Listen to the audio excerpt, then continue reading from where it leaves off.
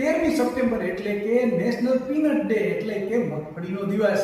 મિત્રો આપ જોઈ પણ રહ્યા છો મગફળી કેટલા પ્રકારની છે એ ખેડૂતોએ વાવી છે અને કૃષિ તજજ્ઞોએ એમની જાતો જે છે એ નવી નવી બનાવી છે અને એમને હિસાબે આજે આપણો વિસ્તાર જે છે એ મગફળીથી લથબથ એટલે કે આપણે ખરીફ પાક તરીકે અને ઉનાળુ પાક તરીકે પણ મગફળીનું વાવેતર કરીએ છીએ। અને હા, આ વાવેતર વધી પણ રહ્યું છે।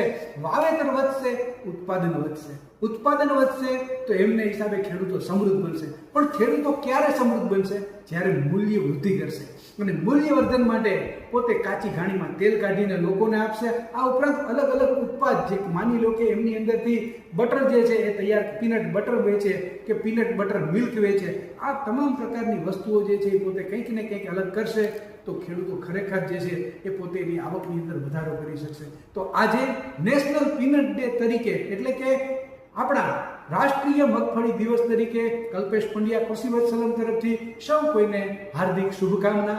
આગળ વધો, નવું કરો અને સમૃદ્ધ બનો।